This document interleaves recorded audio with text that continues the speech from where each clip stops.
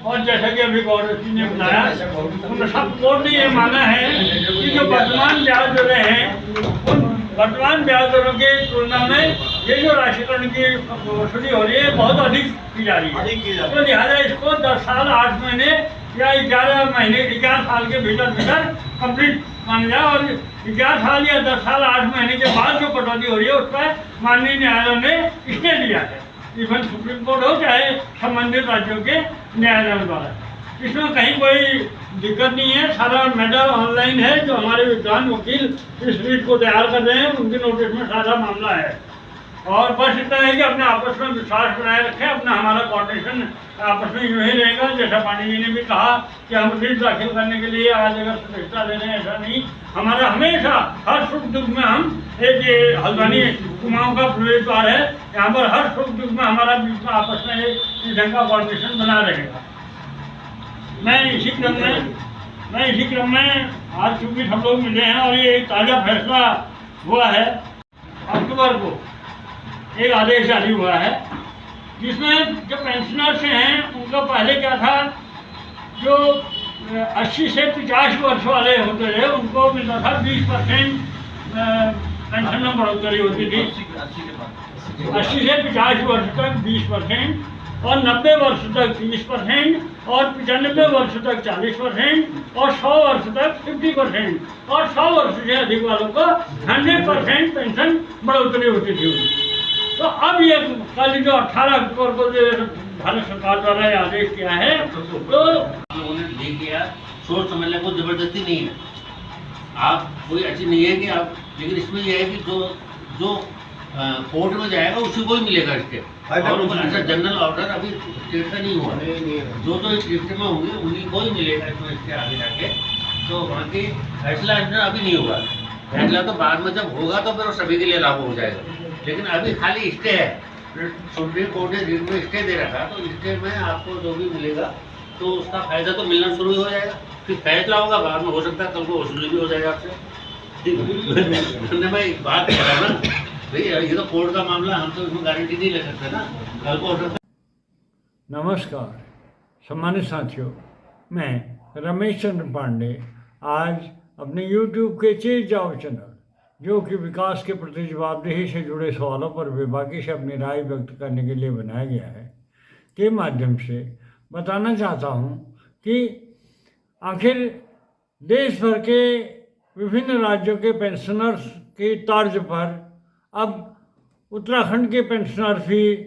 Court की शरण में जाने के लिए बाध्य क्यों हुए हैं, और जहाँ एक और पेंशनर्स कोर्ट के शरण में जाने के लिए बाध्य हुए हैं, वहीं सरकार मूक दर्शक बनी हुई है। तो इस पूरे मामले में जो रिटायरमेंट के समय पेंशनर्स को, रिटायर्ड पर्सन को अपने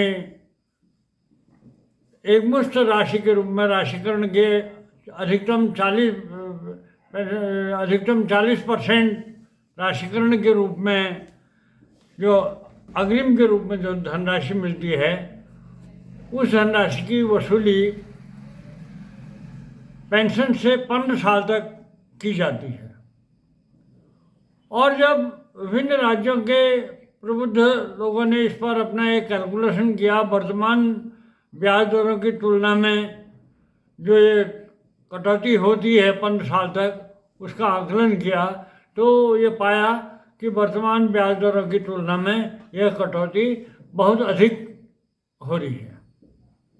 और इसी बात को लेकर विभिन्न राज्यों के पेंशनर्स अपने अपने न्यायालय, राज्यों के न्यायालयों, उच्च न्यायालयों में गए, और वहाँ पर संबंधित राज्यों के न्यायालयों द्वारा भी उन्हें राहत देते हुए ये निर्णय लिए कि 10 साल 8 माह के भीतर ये कटौती पूर्ण हो जानी चाहिए। और जो 10 साल 8 माह या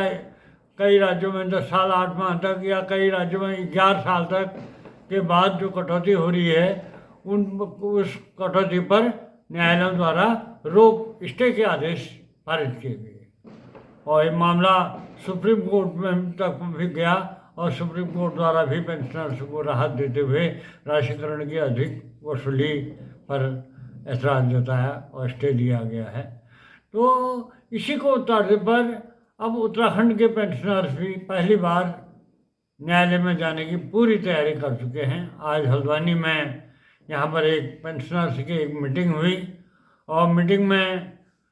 बड़ी संख्या में पूरे प्रदेश के गवर्नमेंट पेंशनर्स वेलफेयर ऑर्गेनाइजेशन से जुड़े कई सदस्यों ने के तमाम शाखाओं से पेंशनर्स इस पूरे मामले को लेकर कोर्ट में जाने के लिए पेंशनर्स की सूची तैयार की जा रही है, फाइनल की जा रही है। उनके जो कोर्ट में जो प्रपत्र उनको ज़रूरत है उनका संकलन किया जा रहा है और सूची को फाइनल रूप दिया जा रहा है। ऐसे ही आज हल्द्वानी में भी 2 दर्जन से अधिक पेंशनर्स ने ये